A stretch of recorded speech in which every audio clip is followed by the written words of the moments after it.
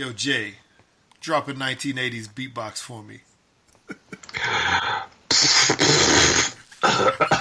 What is that? Oh, there you go. Come on, give me some. Give me some like Run DMC. You got something like that? All right, Run DMC. Like a Run DMC beat. Man.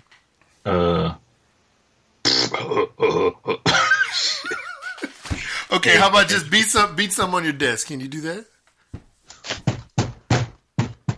There we go. Black history. Keep it going. Keep going. Black history. Black history. Black history. Black history.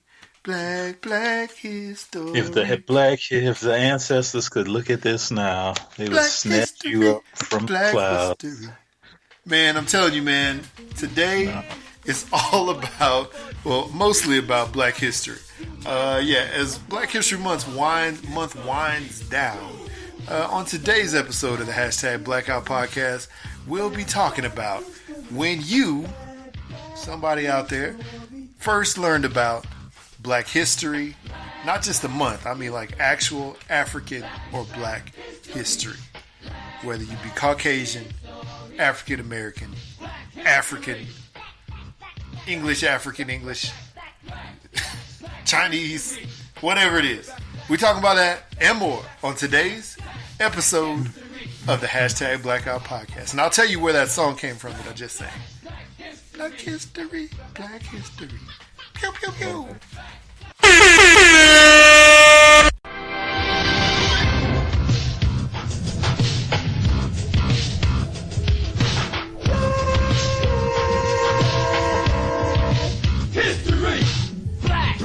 Black history. Forgive us, ancestors. What's up? Welcome back to episode 150.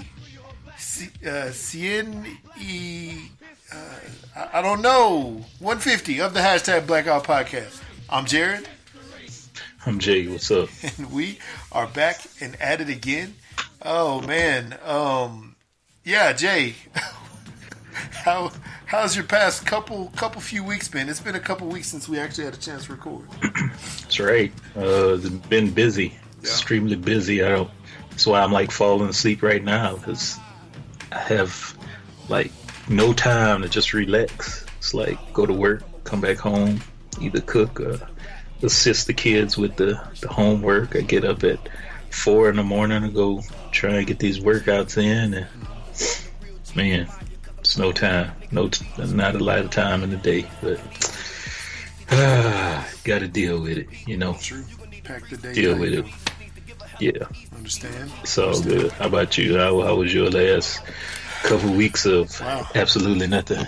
Wow. Well, my last couple of weeks have been sort of a whirlwind. I, fortunate enough, one of our family members got us a trip as a Christmas present.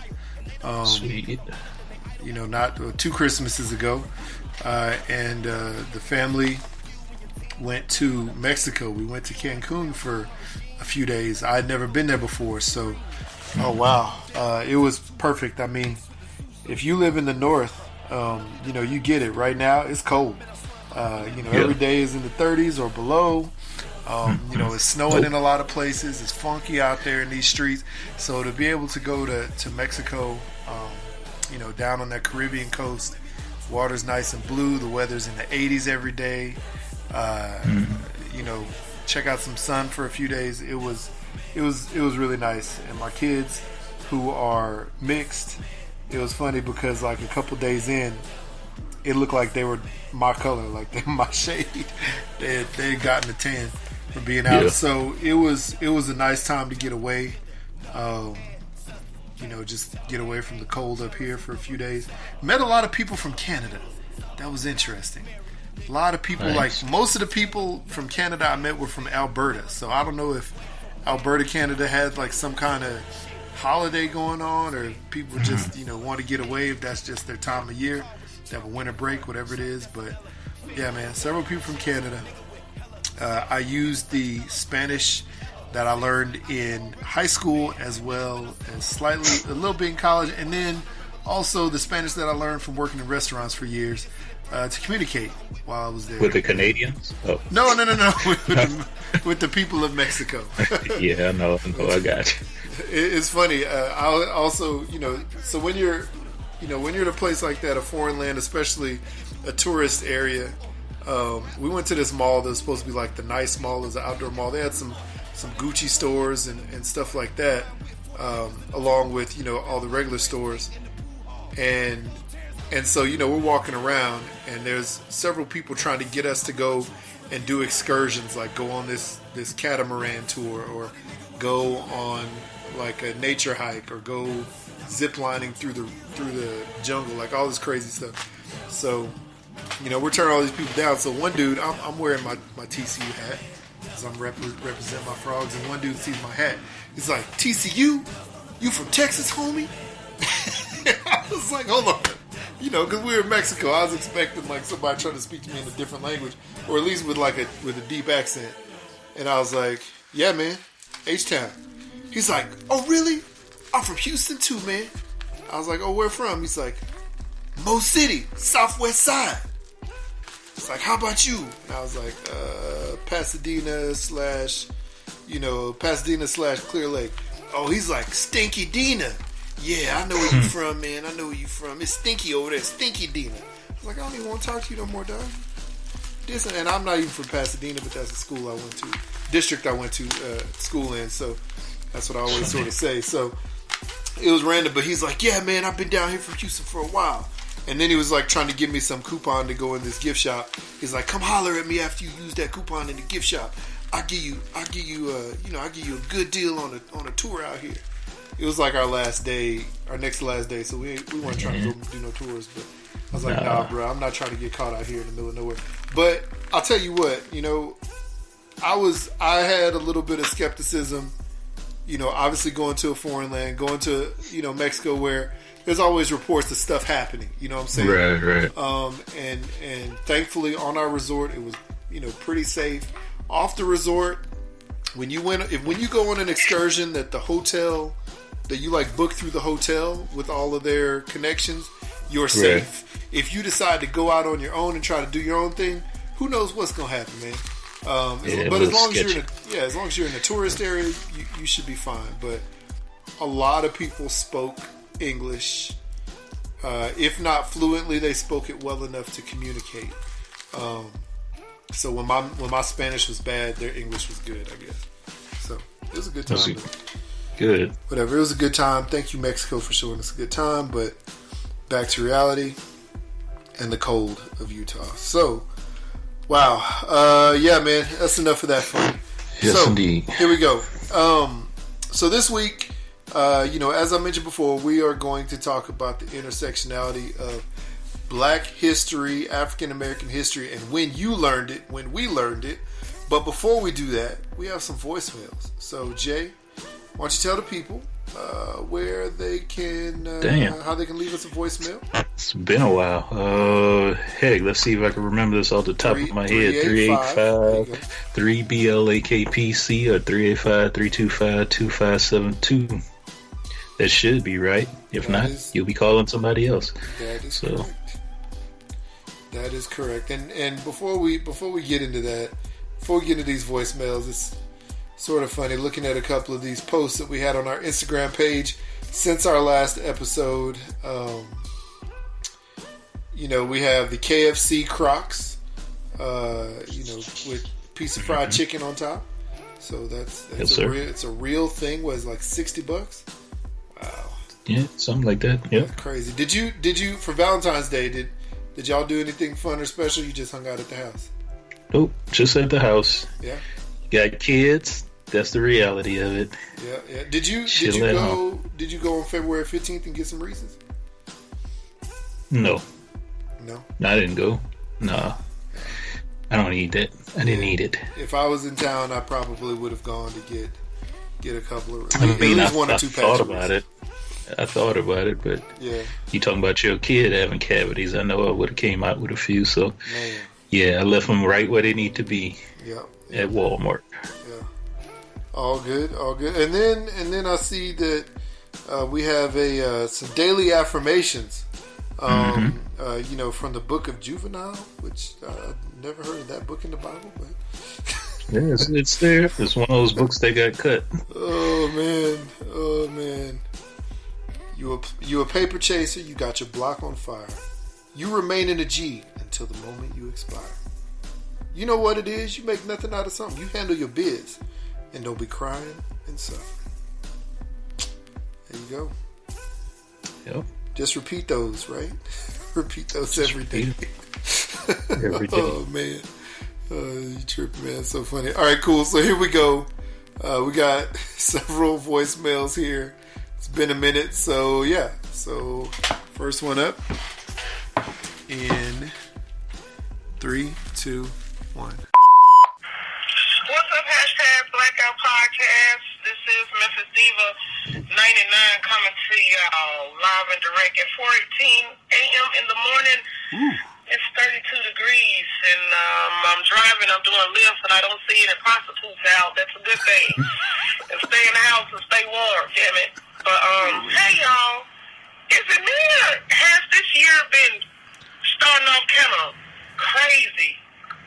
It just has it been smooth and calm to you guys, or has your year started off just funky? I mean, it's just a lot of things I'm looking at, and I've been dealing with a lot, as far as my dad with Parkinson's and dementia and nursing homes and nursing home neglect and lawyers and debt sores and him. I mean, y'all just crazy. But he's okay now. We got him, getting him situated.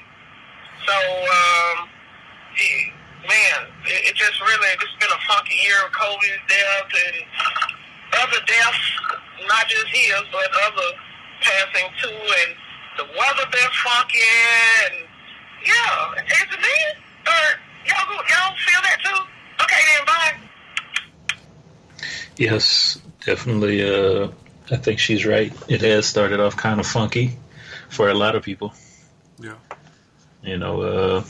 Not just us, but all the untimely demises of people, lots of different people. Yep. Only 2 months in? Not even a full 2 months. Yeah. Yeah, It's crazy, and yeah, man, it's been a little wild. Definitely been a little wild. Some unexpected stuff, obviously, but it's what it is. But hey, I'm glad that you didn't see any prostitutes out. And I want to know, Kayla, have you ever lifted a prostitute, or Ubered for a prostitute? I mean, I just want to know the stories, because wasn't there a show back in the day where or was there a show where people would hop in a cab and they would do Taxi Cab Confessions? There you go, Taxi Cab Confessions. There you go. I want to know. I mean, because it would be essentially the same thing. It'd be like Lyft Confessions. These are my confessions, That would actually be a pretty good gig, Kayla. Mm-hmm. Get yourself a little camera, get yourself a pre-made a little contract. Yeah, a little India or not yeah, India, but yeah. Make sure you go through your Lyft contract. Make sure there's no clauses in there that could stop you from making some money. You could do a whole little YouTube series. Yes. Make you some cash. Lyft Confessions. That would be pretty dope. What is there an L word for story? Lyft liaison? No, I don't know. Lyft. We'll come back to it. We'll figure it out. Yeah. Lift something. Anyway, all right, cool. Thanks for that voicemail. And here's another. So, looks like this was later on that day. Hey y'all, it's me, Memphis Diva. I'm just up this morning, got a lot on my mind. I've been dealing with my dad and stuff, and cussing folks out, and just pertaining to him. I'm his power of attorney, so I'm his ward. But I'm just leaving the gas station, the big gas station where, you know, it's well lit, you know, and stuff and all that stuff, because I have to look at safety issues wherever I am. And, you know, I'm standing behind a young lady. How you going? You already ugly. But your attitude ugly. And it's too early in the morning for you to have an ugly attitude.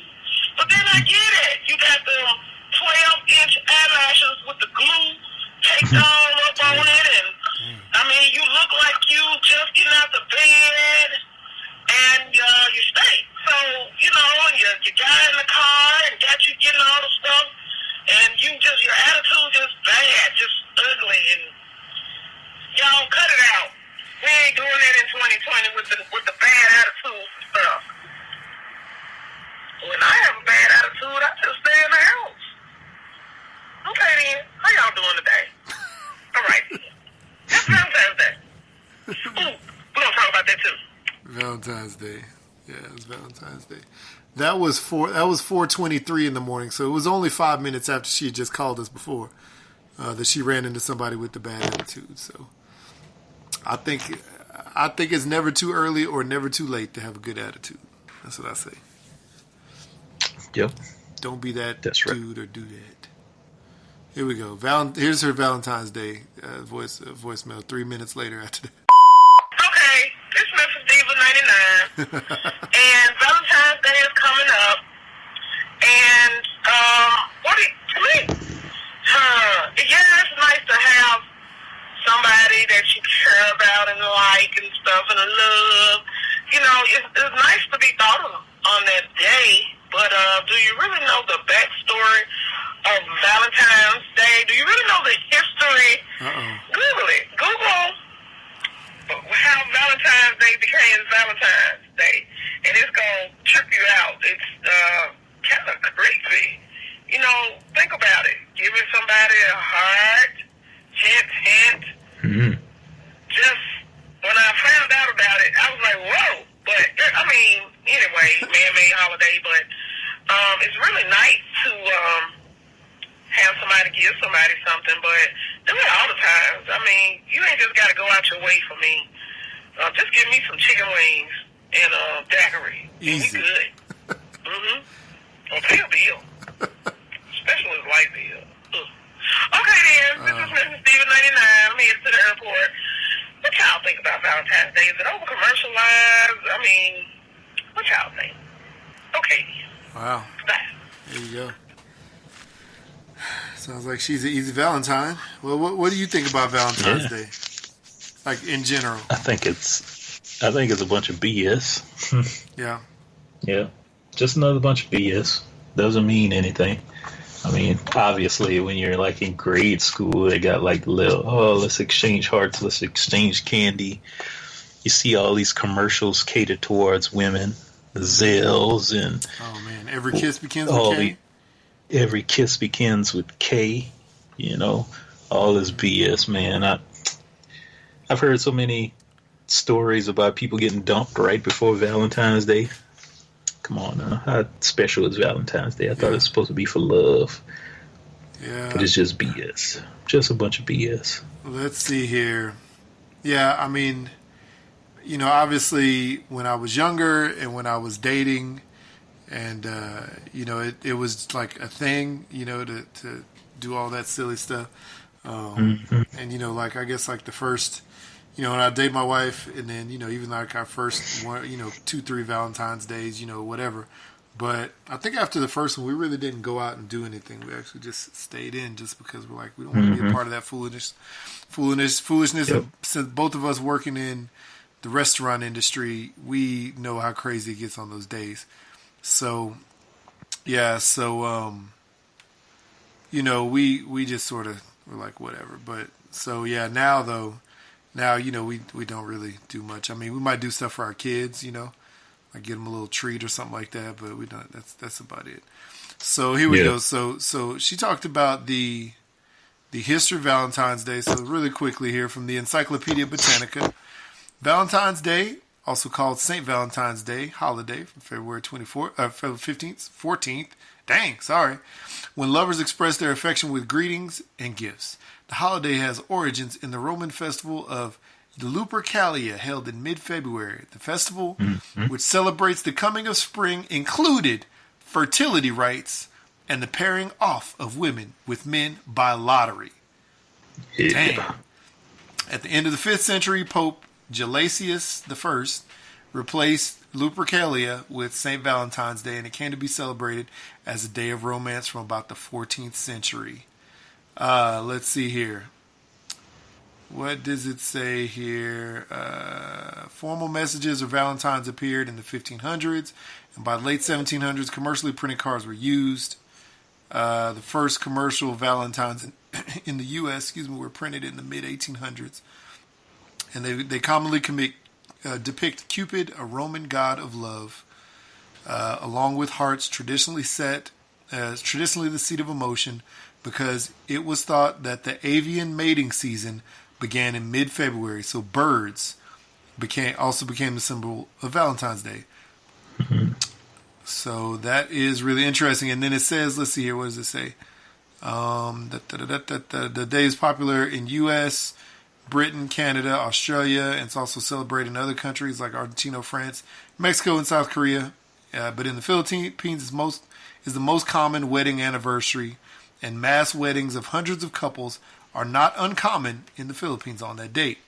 Holiday has expanded the expression of affection among relatives and friends, and school children exchange gifts. But one part I left out was, although there were several Christian martyrs named Valentine, the day may have taken its name from a priest who was martyred in about 270 CE by the Emperor Claudius Gothicus. So according to legend, the priest signed a letter from your Valentine to his jailer's daughter, whom he had befriended and by some accounts healed from blindness. I'm sure he did heal her from blindness. Other accounts hold that it was St. Valentine of Terni for whom the holiday was named, though it's possible the two saints were actually one person. Another common legend states that St. Valentine defied the emperor's orders and secretly married couples to spare the husbands from war. It is for this reason that his feast day is associated with love. So there you go. There's the story. Unless there's some deeper, darker story about giving someone's actual heart to someone else. I think that's fairly tame. Except for the whole priest befriending the daughter of his jailer. Who knows how old that girl was. So there you go. There you go. Happy Valentine's Day. All right. Awesome. Next up. 3, 2, 1. Hey, Jared and Jay. It's Gappy, or as what everybody knows me as is Gappy. So listening to y'all's last show, y'all were, the guy from the East, I can't remember his name. Oh, sorry. He was talking about his favorite. She's talking about J. Del Negro from the Don't Judge Me podcast. There we go. I guess outfit, and then you and Jay were talking about y'all's. And so for us, we had to wear uniforms in high school. And so one thing that I thought, well, for me anyway, was like one of the best little outfits where I thought I was cute all the time. I had like this khaki skirt, and wearing a khaki skirt with a white polo shirt I was cute. And then I had like white socks. Remember how people used to wear their socks and they like, pull them up straight like along their calves? So I guess mine came to like mid calf. And then I have like white shell toe Adidas. And so wearing that, any day I wore that, I knew I was gonna be just it for the day.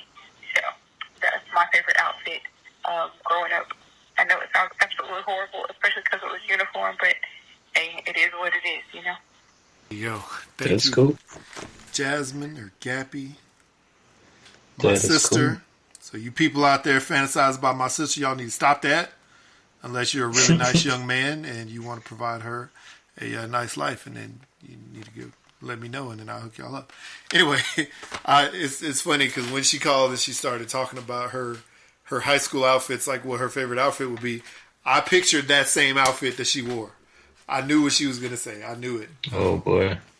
Even though I was in college that time, I know that anytime I came back and saw them, anytime I was home during that time frame, I knew that was her go-to. It was that white polo shirt, the khaki skirt, the shell toes and the white socks. So, that's so funny, man. That's cool. That's so funny. You didn't ever have to wear a uniform in school, did you? Any of your school? Let's see, kindergarten through 3rd and 7th through 9th. Because I was just bounced around from school to school. So, yeah. That's true. Yeah, I never had to wear them. I remember them threatening them, but it didn't come into effect until after I was in school. So, yeah. Here we go. Next up, 3, 2, 1. Who wrote it? This person was good. I'm sorry. It went down the wrong. Oh, okay.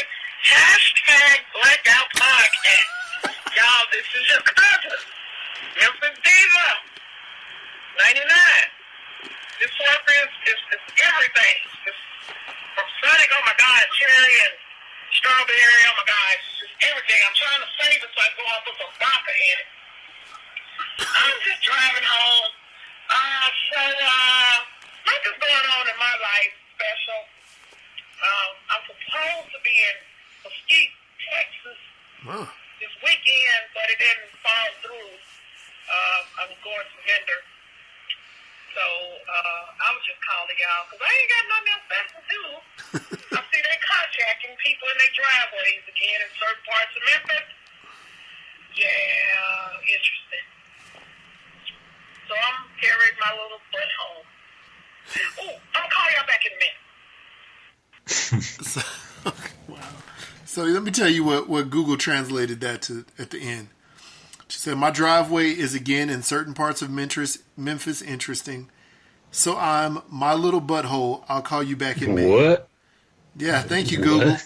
Yeah, my little butthole. And earlier in the call, they said, hashtag Blackout Month before France is everything from Senegal. My diet, cherry and strawberry. Google Translate. I love you. Let me count the ways. All right, here we go. Wow. 3, 2, 1. Next call. Wow. Y'all, this Memphis Diva 99.com. Damn, I put the whole .com on there. But anyway, that is me. Look, Janet Dubois passed away. Paloma from Good Times. Leave Yeah. way like we got 'em. Bum, bum, bum, bum, bum. Good times. Yeah. Rest in peace, little lady.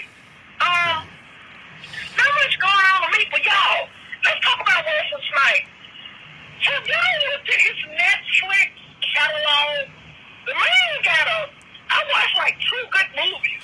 And one was a science fiction movie. That was pretty good. So, Wesley ain't broke. Well, did anybody ever say he was? I don't know. And we got some pretty good movies. And, what else am I done? I'll call y'all back.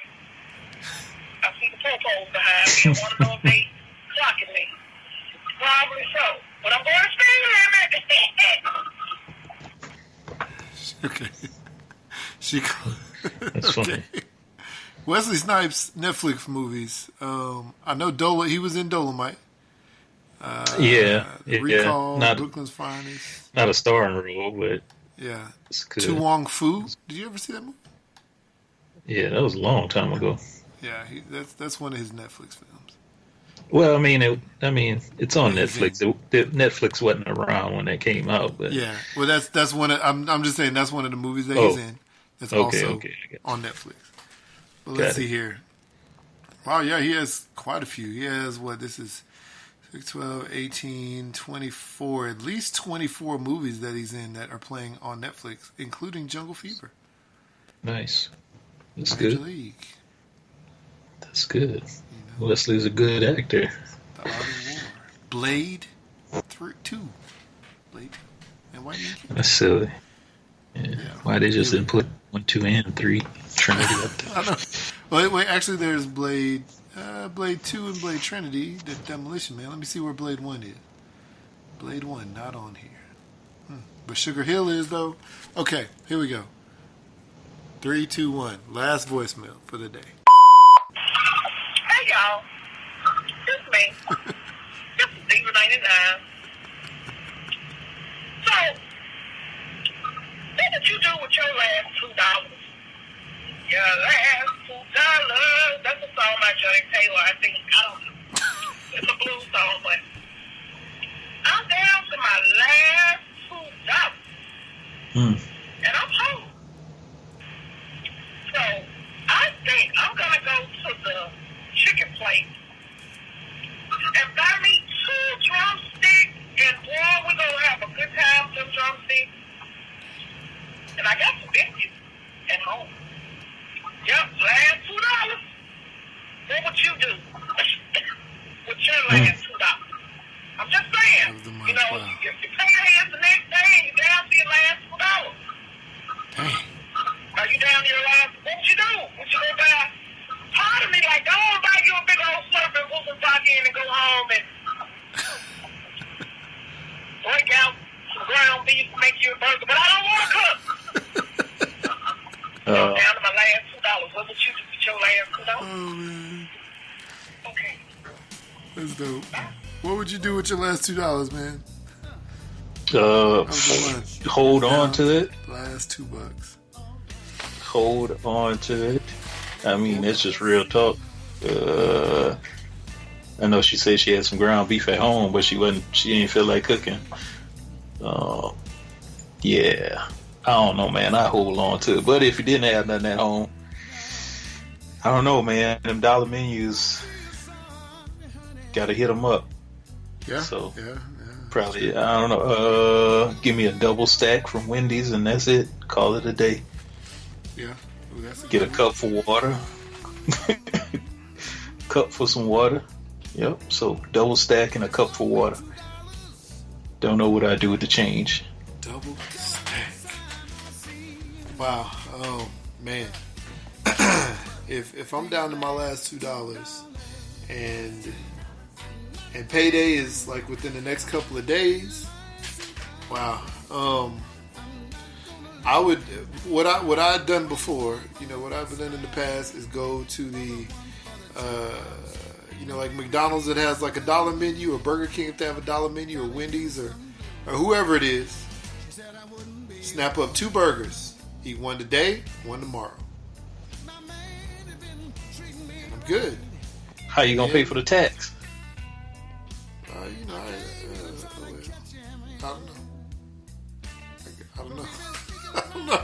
Maybe not. Maybe I go to a place that has those 89-cent cheeseburgers instead. If that was the case, I would have got me 2 double stacks. Is that like Rallies or something like that? Checkers? I don't know. I don't know.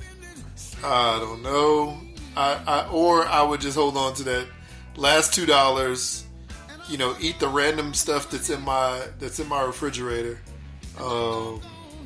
And make them biscuits. And hold out. Them biscuits go a long way. Them That's biscuits true. Go a long way. That's true. They go a long way. Yeah, just hold out. You know, for a couple days and be good. You know, that'll be good. I've also known people who are on their last couple bucks a month till payday, go to a place like, you know, like y'all have Papacitos down there, or, you know, another place where they give you free chips and salsa, and just like go to the bar, buy a soda, and just sit there and smash a bunch of free chips and salsa for hours. And that's their like early dinner and dinner. But hey, man, it's free. That's not bad. That's not bad at all. And Cokes normally at some of those places, sodas don't cost anything. They just give you a soda. So, you know, you slide them like a nickel. And, you know, you slide them more than that. But, you know what I'm saying? You can get away with that. So, anyway, dope. Thank you both, ladies, both for the voicemails. People, please give us voicemails. Let us know your thoughts. Let us know your favorite, you know, outfit from back in the day. What made you look the hottest to the girls or the guys or whoever. And, yeah, tell us about your stories. that you would tell your Lyft driver if you had enough time to confess some things. So, Legends of the Lift. That's Legends the story of with it. Ooh, I like it. Memphis Diva. Then sounds like real dirty. Yeah. And the Legends of Lyft. I like it. I like it a lot. All right, cool. So now, we're gonna talk about this intersectionality. So we couple episodes ago, or a couple episodes ago, we started this intersectionality thing, trying to bring two different things together, or two things together that may have some kind of intersection. And this time, we came up with, it's Black History Month. There's a lot of kids that are learning things this month that they won't learn any other month of the year, unless an outside source teaches. Unfortunately. Right? Unfortunately. Yeah. And it's still going on to this day. Even though this is the month that we are celebrated, right? You should learn about this stuff all year long, just like you learn about Abraham Lincoln and George Washington and all these other fools. So Black history intersecting with grade school or intersecting with childhood. So Jay, before we read some of these Instagram comments, do you remember about the time that you first were introduced to Black history or your heritage at all?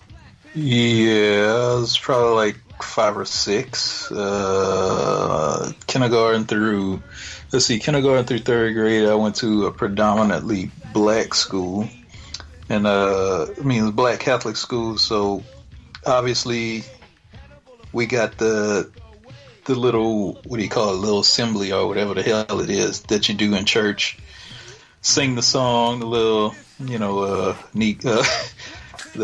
you gonna say the Negro spiritual? No, I was gonna say the Negro national anthem. But, lift every voice, man. Yeah, that's what it is. But I didn't want to say Negro national anthem. That just sounds funny. I mean, dang near the Black national anthem, though. It really is. Yeah. So we had to sing that, and of course we learned about your regular stuff, your Martin Luther Kings and Harriet Tubmans, and just the same old that you pretty much learned throughout that. And of course, my dad, he taught and he studied and the whole thing about African American history. So it was always in the house. Grandparents was always there to talk to or kind of educate us about some things. So yeah, it was always there. So as young as like 5, 6 years old. Nice.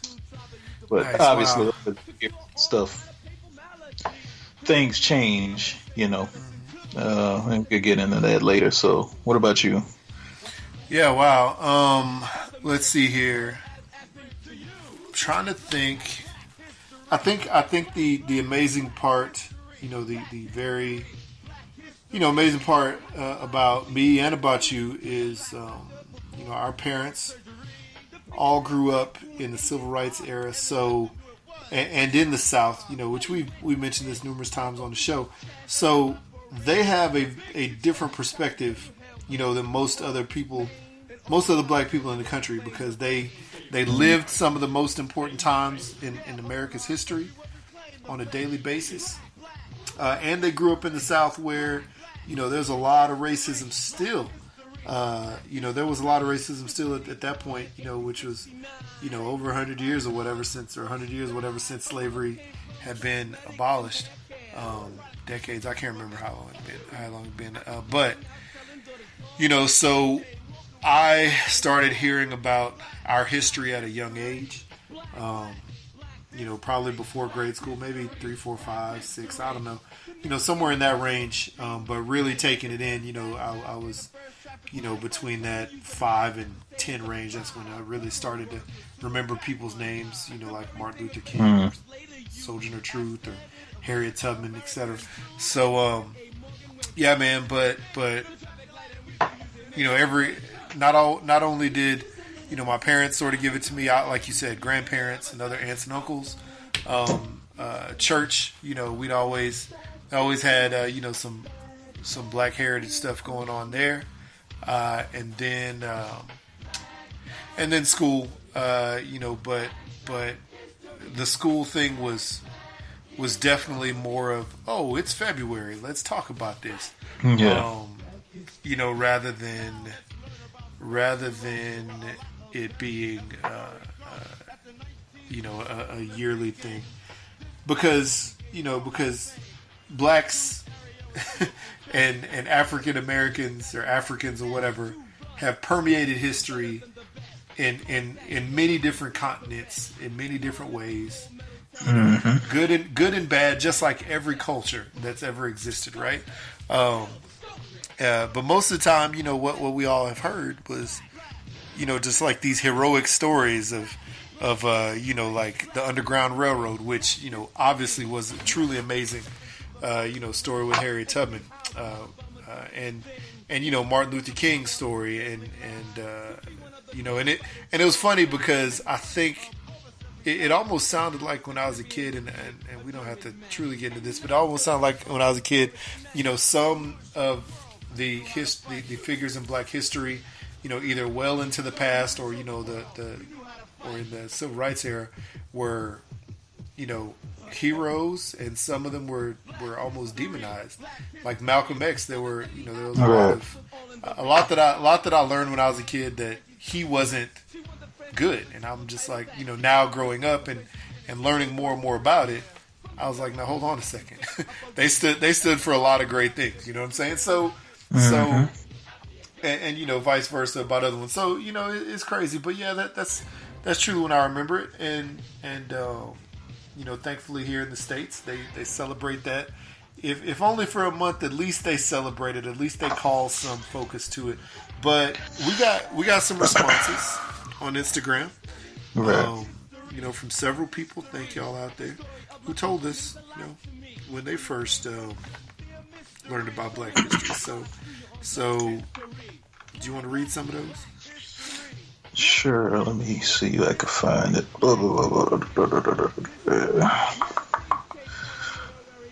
right. Let's see. All right. So, Q the Great responded with about 4, as early as I can remember. So, I guess about 4 years old is the earliest he could remember. My first intro was at church and from my grandparents.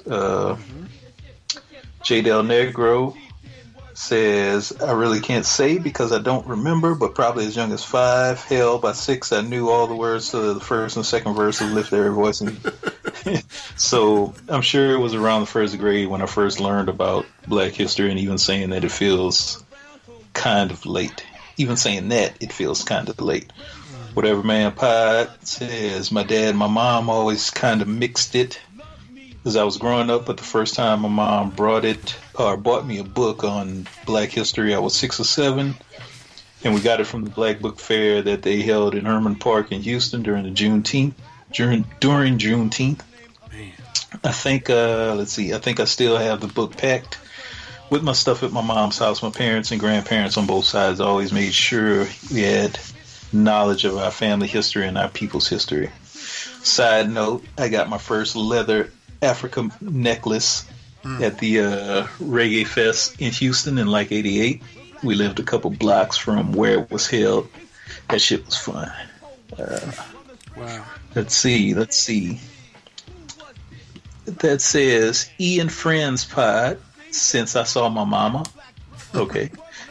Outspoken Diva says, I know by age 5, but probably earlier. The church I went to then sang Lift Every Voice and Sing, and did Who Am I? Black Facts every week. My relatives watched Shaka Zulu and Eyes on the Prize every year on PBS. My elementary school K-6 showed us Roots every day in the library during February.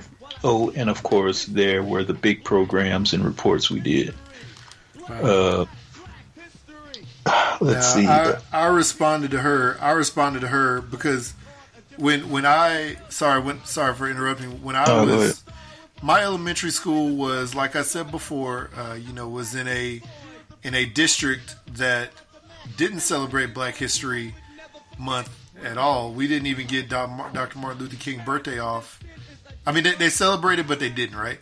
We didn't get MLK Day off until I was in high school sometime, and people decided that they were gonna skip that day. Everybody was just gonna skip. So we were like, nah, we're gonna skip if you don't, because everybody else we know, all of our other family that lives in there, all the rest of Houston is off. So they finally got the message and like incorporated and made it a day. So I grew up in a school. Even though I grew up in a school that was, I would say, a melting pot of cultures, a lot of different cultures. Who it was run by though was still a white based superintendent and district that really didn't care for that. So they would have said I grew up in a white school, if that makes any sense. So that's when I replied to her, did you grow up in a black neighborhood in your school? Because they showed Roots in the library every day of February. Every time you went to the library in February. So you can read her responses. She has a couple responses there. Right. So she said, yeah, I did. The church was all black. Beauty and barbershops was all black. Elementary school teachers were diverse. I didn't have a black teacher until third grade. But the non-black ones had the same expectations as the black ones. Not until middle school that I experienced being a minority outside of shopping and entertainment activities outside the hood. Oh, wow. So that's pretty interesting. She said I was in elementary school in the 80s. I bet our teachers had a time trying to help us understand the reading rainbow, man, getting beat. I laugh now, but I remember the freakouts. They don't show that now. Dang. Yeah, that's crazy. That's crazy. I show that now. They got a newer version of Roots. Did you ever watch that? Did I watch it? I didn't watch it. Not as graphic. Yeah, not as graphic as the OG version, but I'm assuming they have to water it down for today's people. Yeah, people get too offended by things nowadays on TV. All right, let's see. Last one, Wulong Talks. I was lucky enough to have parents who were very well versed in African history, so they taught me a lot from a young age. I was also encouraged to read a lot about our history as well, so I did that too. This all started happening from about the age of 6. Yeah, and side note, I guess UK's Black History Month is in October. Yep. So that's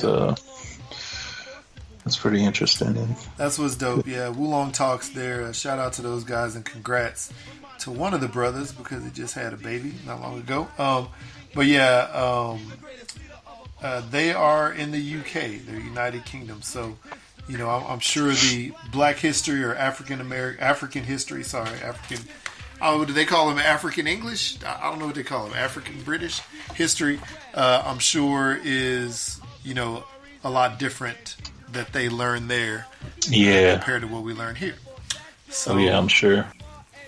Yeah. So, like you said, man, Great Britain, the Netherlands and Ireland all have their Black History Month observed in October.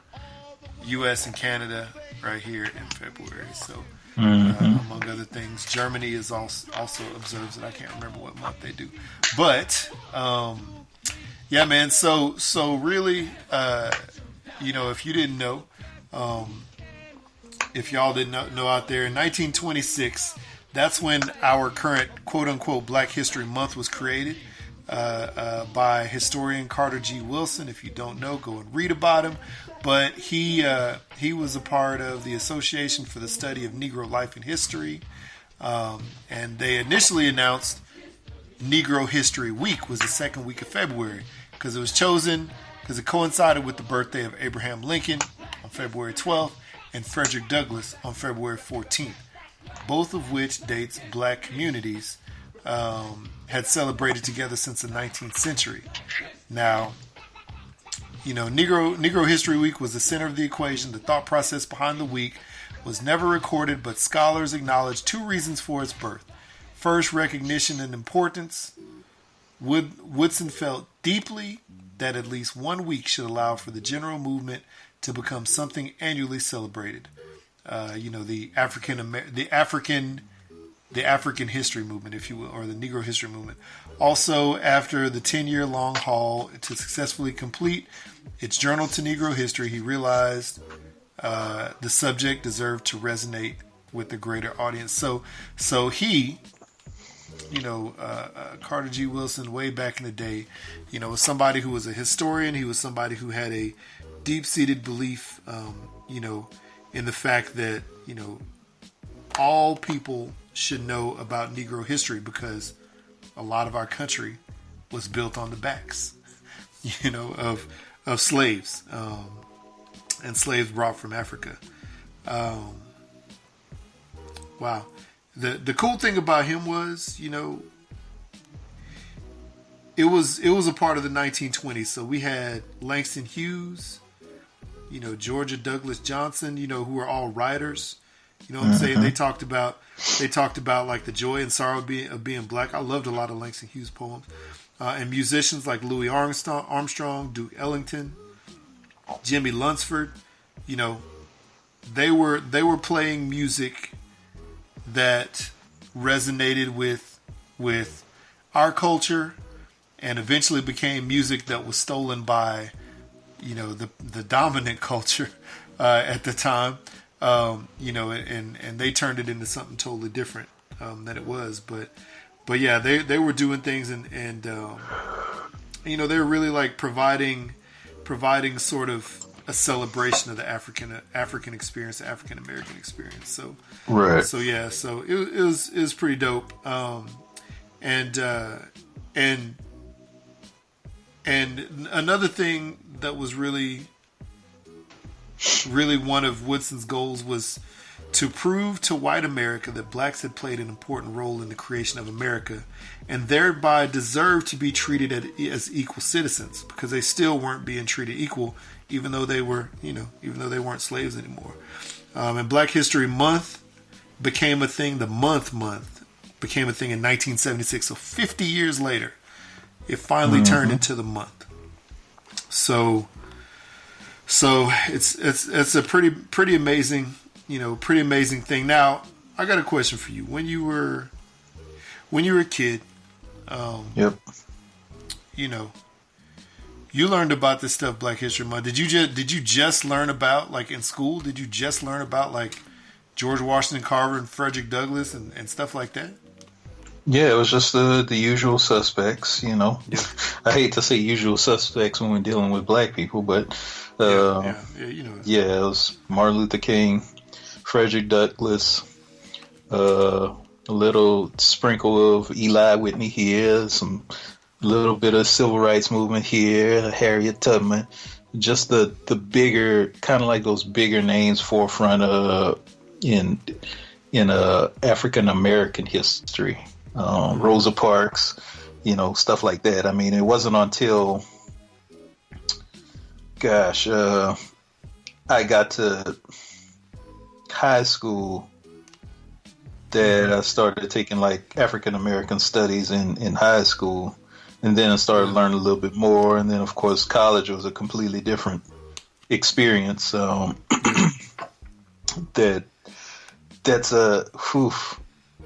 It's a long story in there, so I'll stop right there. Maybe we'll touch on it a little bit later, but you go ahead. Is it the same? Was it the same for you? Man, yeah. I mean, it really was. And it was MLK. It was Harriet Tubman, the Underground Railroad. It was, Frederick Douglass. It was the same old people. And then they even did like, here's some modern blacks in history: Michael Jackson, Prince. Nah, we ain't get that.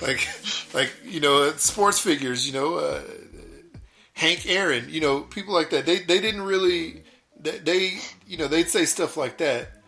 They didn't say stuff like they didn't say stuff like Jackie Robinson was one of the most important sports figures of all time. Yeah. Because he broke the color barrier. They didn't tell us that stuff. That stuff. Which we got also that learned one when I was older. So. Yeah, we got that one. We just didn't get like Prince or Michael Jacksons or anything like that. Yeah. Well, that's the only thing our teachers knew. They knew those pop people. They knew sports figures. But it it's one of those things. But that is why it was so great to have parents who expressed or who passed that knowledge along. The other thing was, I didn't tell you this earlier, but the song that the chorus of the song that I sang earlier was a tape. It was a tape that my mom and dad had. We played it in the road going like from home to church, from home to the store. We played it on trips like to your house in Louisiana. We played in the car. And on one side, it was Run DMC. The other side, it was Curtis Blow. And the Run DMC side, the song was called Black History. And they went through, and it was one of the dopest songs because it just went through and told you this black person invented the stoplight. This black person was the first person to do open heart surgery. This black person did this, that, and the other thing. And so it gave us a lot of the people that we knew, right? And then it gave us a ton of people we had never heard of. Because I had never heard of Carter G. Woodson until I heard this tape. And I was a little kid, and I was probably, 10, maybe 8. But I know that my sister Gappy will remember it, and I know my brother may remember it too. Because we played that tape. Thankfully, I don't think that tape ever ripped, or popped out of its spool. But the other side had Curtis Blow, and he also had a Black History song in there. So nice. That was like the only rap that I got to listen to. I was a little kid. Wow, that's funny. Oh man, that's funny. Yeah. So what were you gonna say earlier? Your story you were gonna say earlier? As far as like college. Yeah, sure. Yeah. No, I mean, I think once I jumped to college, now it's weird because I started taking this, I think it was like my second semester freshman year or maybe sophomore year, started taking this humanities class with this white guy. His name was Ian Kinsella. I remember him because his class was super popular, and he taught he taught like classical literature and like religious traditions. So I don't think the class was like for the faint of heart, as far as like people who are like super duper strong in their religion and they're not really open-minded to anything, because he really broke down a lot of stuff, and he broke down a lot of things coming out of Africa, how how Egypt was originally known as Kemet, and he started breaking down like different areas and the religions and stuff and all this, and so it kind of like sparked something in my head to like start researching more and more. So that's when I started to like pick up more books and stuff like that. I started research a lot more, and obviously, like I was saying earlier, my dad, he studied African American history and taught a little bit of it. He knew a lot of Louisiana history. My best friend's dad taught African American history, but the thing is, all we knew was like African American history. We were just like kind of, obviously we live in America, so we should know it, but it just seemed like our history only started with slavery. Yeah. When you think about it, that's what we're taught. We're taught we came here, all we know is slavery here, and then so on and so forth. So that just got me going and starting to research stuff like, our people in Africa and this and that and all the different contributions that Africans have done in the world, us visiting the Americas before Christopher Columbus, all that stuff. Speak the truth. So, yeah, man, it's just stuff like that, man. And then taking like African American studies in college, and this was like focused more on like the economics of the slave trade. And how that kind of shaped America. So all that type of stuff like was great to learn in college, and of course it got my interest going to like start researching more and reading more stuff like autobiography of Malcolm X. Obviously we talked about, they don't really teach us that in school. They mention his name, but of course it's more or less like a demonizing of him being like the bad guy. Another interesting thing that, as we mentioned in Wulong Talks earlier, they mentioned the book a couple years ago that I told them I had read. It's called the let's see if I got it here. It's called The Interesting Narrative of the Life of Aludo Iquiano, or Gustavus Vasa, the African, written by itself. So that was a really good book that I think everybody should try to read. Quickly, who was that? He was, he was taken from his home at a very young age, and brought up in not really in the Americas, but mostly like West Indies. He would travel the ships and stuff, or slave ships, and he was kind of like kind of like somebody who just worked on the ships for lack of better words trying to explain this. He eventually was able to earn up enough money, save up his money to buy himself, or kind of like purchase his freedom. But through the course of his life, I say from like the moment he was captured at maybe 9 years old, I believe, and then you read to about when he got to 25, the age of 25, he did so much stuff. Like in America, like blacks it was like illegal and forbidden to even try to read or write. This dude pretty much taught himself how to read and write English. Obviously there was some people that helped him along the way. Some, I guess, if you want to call them good white people, because it just based on the book alone, I didn't see like all the horrors that American slavery presented to us. Even though I'm sure they were there, they were described in little bits and pieces there throughout the book. But it just seemed like a very different life for him in this particular environment versus in the Americas.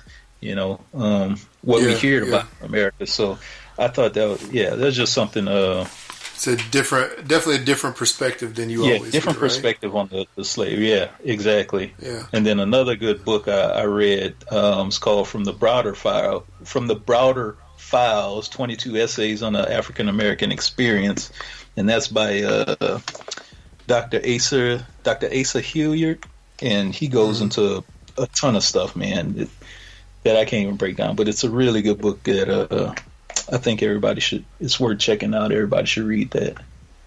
That's so crazy, yeah, it's a lot, man, and I'm still constantly learning, reading and teaching myself. The knowledge, it never stops. We can't just stop with African American history, even though that's where we live in. But it's always great to know. It's always great to know more. We can't be content with what we got in school, and that's what it is. Yeah, that's true. And thank you for that perspective. And I gotta say, man, I mean, y'all listening, you gotta think about it. Think about it as a child, right? As a child, it's February. It's Black History Month. There's a black child, and you're like, okay, cool. And you've heard some from your parents and stuff like that. Your teachers get in on Black history, and they one of the first things they talk about was blacks came to this country as slaves. That's like one of the that's the type of stuff we would hear when we were kids. And so and then eventually they get into other things like the heroes and whatnot, but that's what you hear. So I know that this is a much broader and longer conversation, but the ability of the American grade school to minimize the contribution of Africans in this country, African Americans in this country, and even Native Americans in this country, because they got a story too. Right? Oh yeah, they really got screwed. And it was funny is the Europeans that came here to try to conquer this land.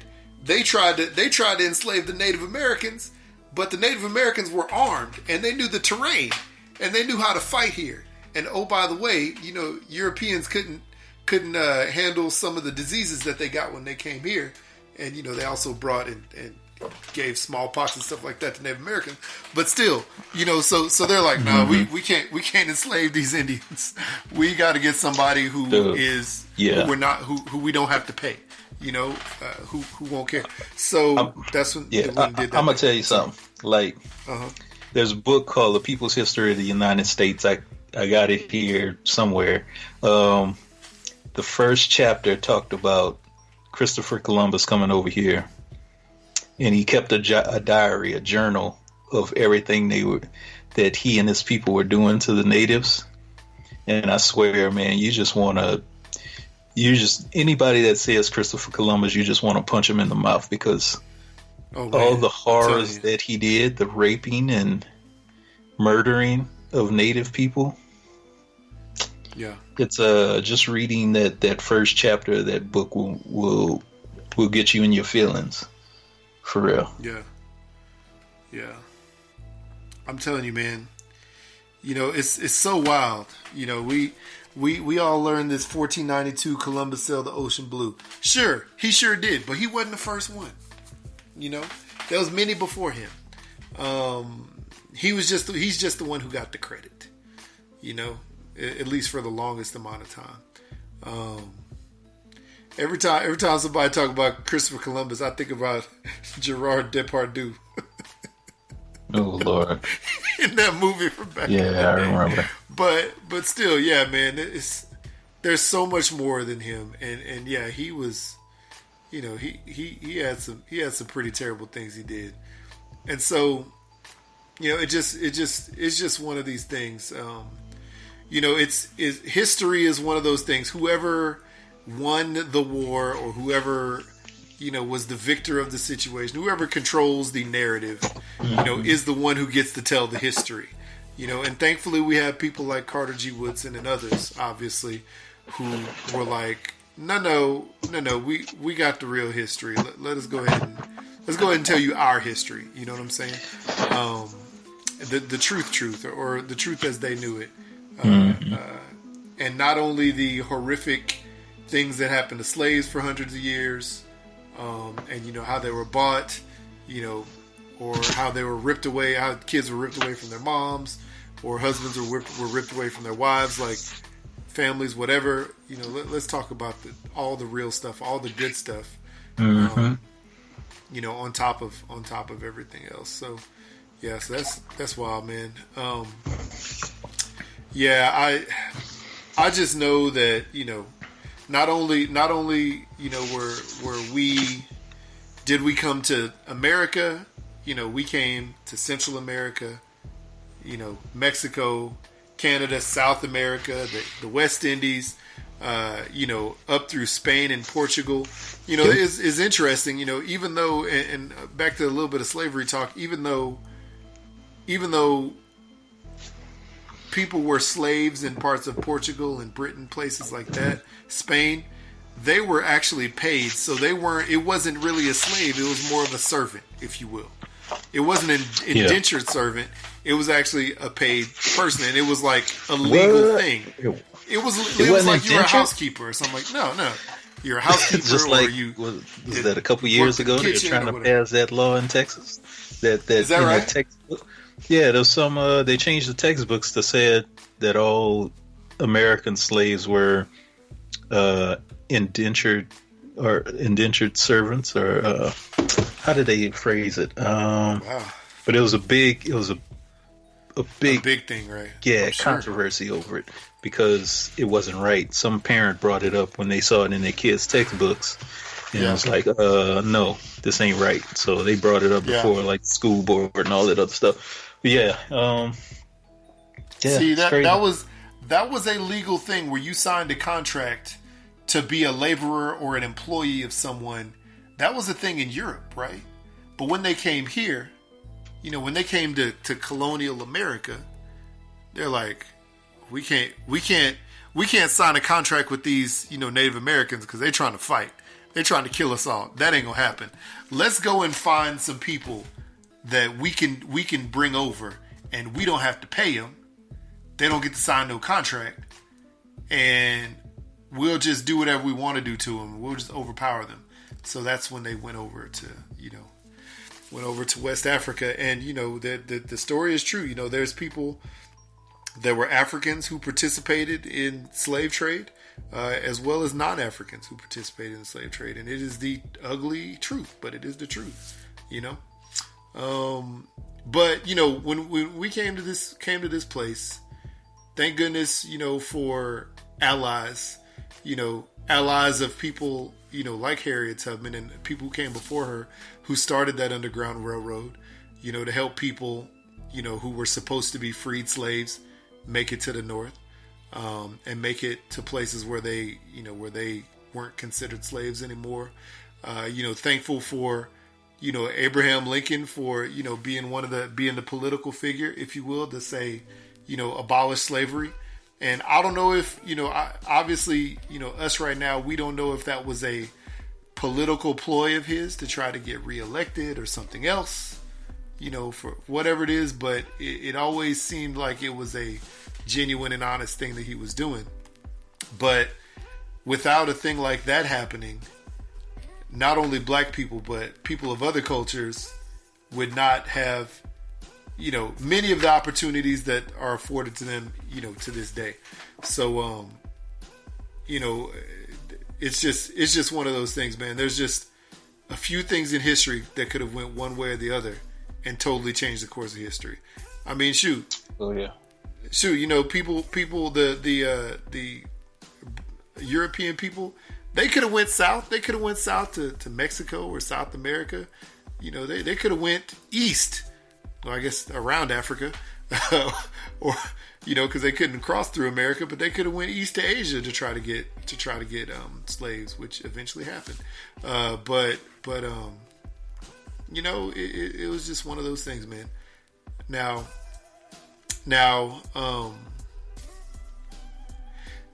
the great thing about our history here is, a lot of us know it, and thankfully there's a lot more access to learning that history now than there ever has been before. And so people out there are learning. There's people out there who are learning for the first time. Was it Dr. Carter Harold Williams? I can't remember his name. Was like the first person to do an open heart surgery, and he was a black dude. Mm-hmm. Like, it's like, yeah, we had doctors, we had inventors. We invented the traffic light. We invented the light bulb. Was it the light or the light bulb? The light bulb. Stoplight. One or two. Stoplight. My bad. So I mean, people drive stoplights every day. Super soaker. Through and two. Wouldn't have all that fun outside in the summertime. Yes, indeed. So if you're out there and you don't have a perspective about black history because you're not black, we still got love for you. But, in order to survive in the culture, we want you to go and find some knowledge, find true knowledge. There's books out there that tell you, you can listen, you can look at old Maya Angelou videos. I think she did videos like partner with PBS. She like wrote and produced or wrote and narrated videos like way back in the 1960s, right? Yeah. Where it was called Blacks, Blues, and Black. Where she would wait. Hold on a second. Blacks, Blues, and Black. Wait, I might have got it wrong.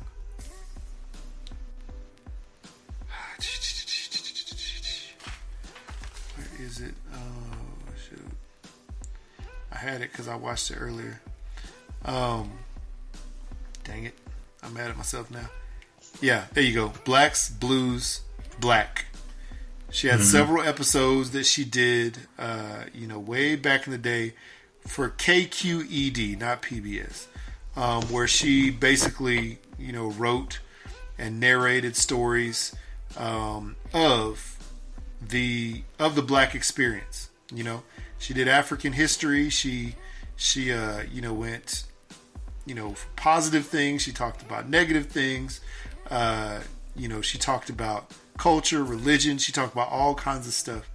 and this was back when she was young, back in the 60s. So it's pretty crazy, man. But that's like an easy thing, an easy watch. You know, a few of those episodes. Now here's a question for you. Untouched. Yeah. Now, us speaking as like 30-some year olds, 40-year-olds, do you honestly think these young kids nowadays are going to reach out and seek their history, reach out to seek some knowledge, some type of knowledge? Do you think their parents are kind of like pushing it into them? I could only speak for me and my kids. Yes. Yeah.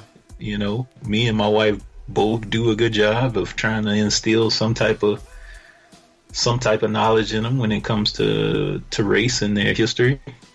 But, you know, just thinking back when we were talking earlier about us in grade school, how it's just the same things over and over again. I still see the same stuff nowadays with my kids. You know, just this month, they're learning about the same few people that we learned about when we were kids.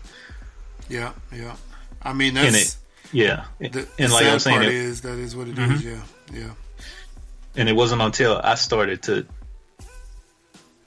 I guess take that step forward to do it myself when I got to college, then I was able to learn more that there's a lot more than just, I mean, I've already had a sense that there was more, but this is like actual professors, kind of people who did the actual extensive knowledge, kind of putting it in my head, saying, hey, there is more, you know, to go and research. So I'm just kind of curious to know if it's going to continue. Are we going to still retain all these this history throughout time? You know, obviously it's going to be written. It's easily found on the internet, but are kids really going to, you know, want to push themselves to research more about it? Heck, even adults, man.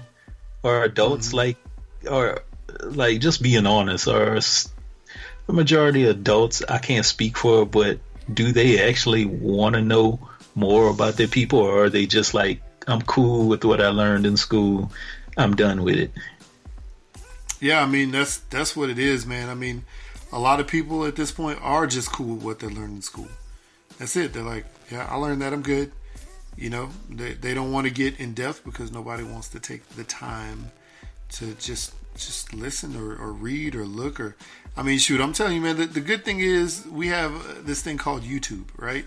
YouTube has everything from like a 2-minute video to several hour videos of Black history. You could look on there and you could find just about anything. Just a 5-minute video, 4-minute video, 3-minute video. Now, obviously, some of these could pique your interest and you want to watch more, and some of them wouldn't. But I think people these days, you know, too many people are caught up in their own thing. And, you know, it's also another thing, man. I mean, Black History Month is one of those things like where when it comes up, you're like, oh yeah, it's Black History Month. Let me whip out this such and such. Let me read about such and such, or whatever. You know, or oh yeah, let me tell my kids about such and such. You know, you remember. You know, like I've myself have done that before, where I'm like, oh yeah, it's February. I need to you know, make sure my kids know who XYZ is. Every now and then I'll do that during the year, but a lot of time it's just then. So I think, you know, we just get caught up in our own lives and we don't think about it. Now, you would hope, you know, I don't know when people are going to listen to this, but you would hope that you know, they go and watch one of those Maya Angelou specials like I mentioned, or a 2, 3, 5-minute video, you know, just to learn something new. It's not always going to happen. But it is what it is. And yeah, with kids, you know, these days, from my perspective, it just seems like, you know, 20-somethings, early 30-somethings, you know, millennials and whatever the next thing is, and even younger in the teens, in the 12s, 10s, whatever, you know, those kids aren't concerned about that. You know, they just want to play games. They just want to hop on YouTube or social media and live their best life. you know, and not have to worry about the struggles of what happened in the past, you know. But it's up to us as parents, us as maybe coworker mentors or whatever it is, you know, to make sure the younger generation gets it. You know, it's just one of those things, man. It's just up to us to do that, and it doesn't have to be an everyday thing, even though you can obviously do it every day. You know, but if you teach somebody, you know, if you teach your kids, you know, about something that they, you know, would have never learned about in school, you know, then you're doing them a justice. And you can also clarify the stories of stuff that they would hear about in school. You know, you could say, this is a little bit more information about Martin Luther King. This is what Malcolm X and the Black Panther Party stood for. You know, based on their bylaws when they came out. So, so, you know, I think it's one of those things, man. It's one of those things. If your kid, like your kid just did the science fair, you know, so like somebody with a kid like that, you know, you could tell him about you know, about any black scientist, about any black doctor, you know, you could teach him about Garrett Morgan, who was an electrical genius who invented the stoplight. You could teach him about the home security system, who was co-invented by a black woman, Mary Van Britten Brown. You know, the security system. You know. Yeah. Dang, I forgot the guy's name who invented the. He invented was it the chip to go into the cell phone? He was a black guy. I can't remember his name either. Dang. It just popped into my head when you were saying Garrett Morris. Crap, what was his name? Anyway, yeah. Oh, it was Mark Dean? He did the IBM chip. Henry Thomas Sampson. Henry Thomas Sampson. There you go.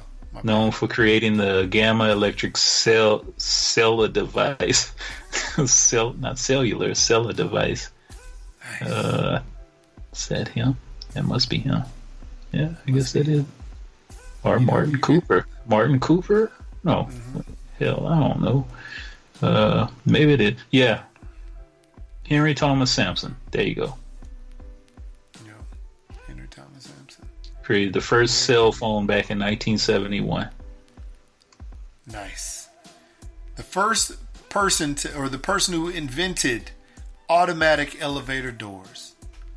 So people don't have to sit there and open and close the elevator door. Alexander Miles, black man, 1887. Refrigerated trucks, invented by Frederick McKinley Jones, 1940. Another brother. I mean, you know, there's more out there, but you know, that's just one of the many. You know, hey,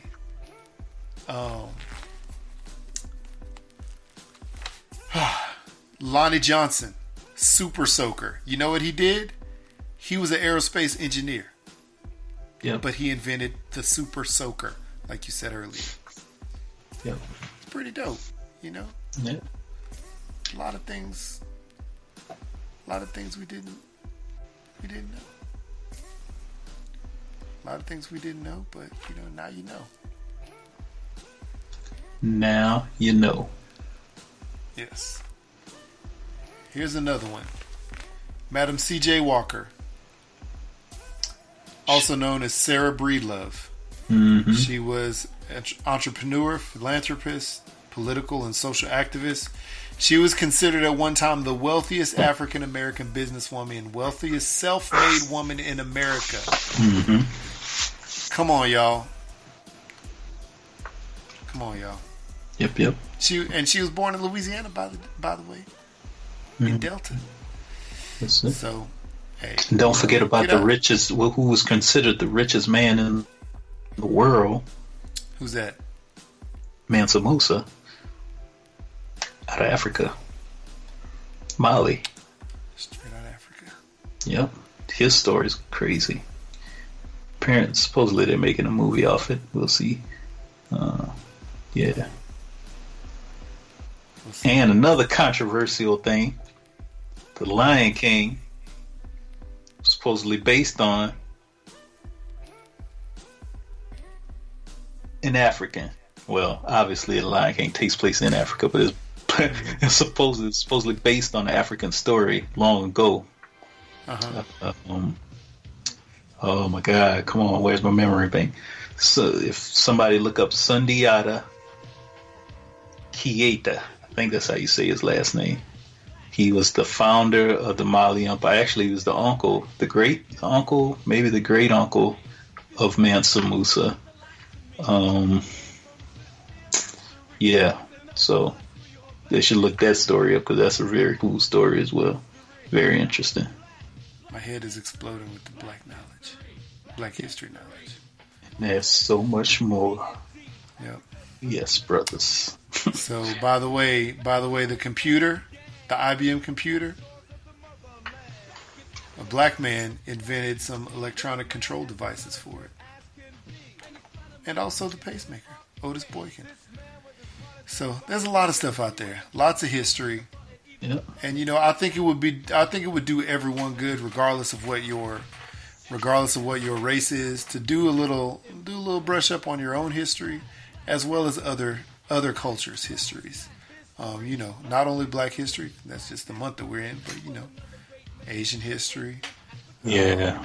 Many different Asian histories. Mexican history, Canadian history. Shoot, I met these people from Canada that told me where they're from. I was like, man, I never heard of that. If I go due north from where I am into Canada, that's where these people were from. I felt bad, So hey, it's good to know things because that cultures you. It gets you into a situation where you learn about other people and you encounter those people, or you encounter situations where you have to talk about that.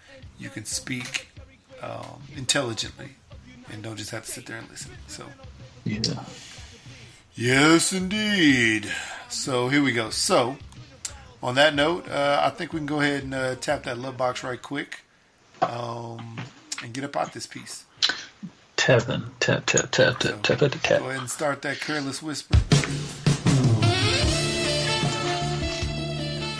So, talk about tapping that love box. So, if you on your last $2, like Johnny Taylor's song, as Memphis Diva said, and you about to go out and do some foolish things with that last $2 instead of saving it, tap your love box. Ladies, if you remember wearing that khaki skirt in high school with them knee-high socks and them Adidas, tap your love box. Wow. Man, if you told your kids Mexican cracks don't matter, tap your love box. Wow. Let me tell you a story about Mexican cracks not mattering. We're at, I don't know, when we were there, we're at this place, right? Walking around. The pathways are all made of like cobblestone, right? So there's cracks everywhere, and these kids are trying to avoid the cracks. It's like a game that this little boy and girl are trying to do. And it's like, Dad, the little girl's like, Dad, there's so many cracks. It's like, is it okay if I, the Mexican cracks matter? And the dad's like, don't worry about it, daughter. Mexican cracks don't matter. And I was like, dang. Wow. I didn't know what to say. I didn't know That's crazy. But they're good. Yeah. Wow. Don't step on Mexican cracks. Don't matter. Just step on them. That's interesting. Okay. That is interesting. Wow. Okay. If you are the only chocolate drop at your job, man, and you feel like slapping somebody and saying it's Black History Month, tap your love box. Man, if you're the only chocolate drop at your job, and you want to show them that angry black man. You want to show them that angry black man. Tap your love box. Wow. I've done it before. Yeah, I'm trying to hold an angry black man in because I don't want to be seen as that guy in the office. Yeah. Yeah. No. But I know you. If y'all think they did Harriet Tubman wrong on that new credit card that's coming out. What? It's not. This is a black bank. I forgot the name of the bank, but this is a black bank.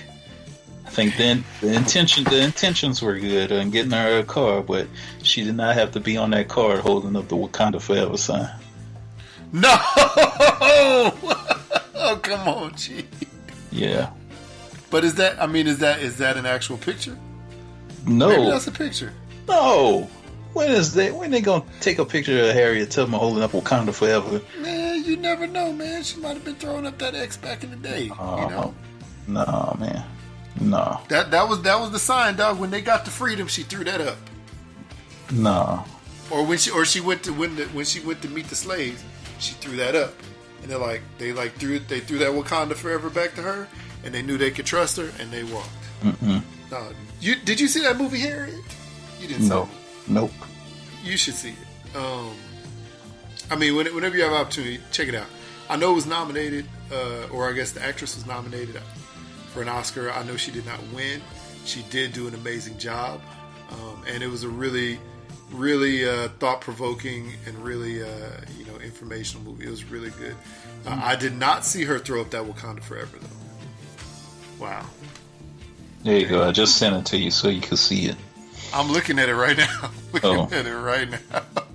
That's why I had the reaction. Oh, man. No. Yeah, so, anyway. Wow. Wakanda Forever. Man. Or maybe, I don't want to say it.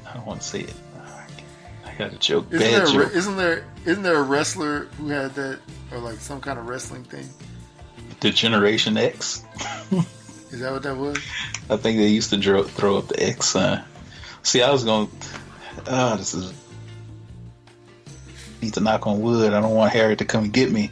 I'm asleep. You're gonna want to say it. I want. It's like right at the tip of my tongue. Maybe it meant like railroad crossing. Okay, that's not bad. That's not bad, man. That's not bad. Because, she's the Underground Railroad, so, it made sense. Underground Railroad crossing. She ain't gonna come at you for that. It's just jokes. You know how we do, Harriet. I'm sure y'all was cracking jokes, too, on Underground Railroad. Cracking jokes back in the day. Man, that's funny. So, if you're going to go and get this new KFC chicken and donut sandwich, tap your little box. Have you seen it? I think I saw it. No, I ain't getting it. The chicken and donuts. That's how they taking down the black community now, man. Man, I'm telling you. You got high blood pressure, diabetes, and all that in one chicken sandwich. Heart disease, all in one chicken sandwich. Mm-hmm. You know that. All the above. All over. But I bet it tastes good though. That's how they get you. I'm not going to try it, but that's how they gonna get you. Believe it would taste amazing. Yeah. Popeyes already got people shooting and killing each other over a chicken sandwich. Come on now. We're better than this, black people. Not that crucial, man. Nope, not that crucial.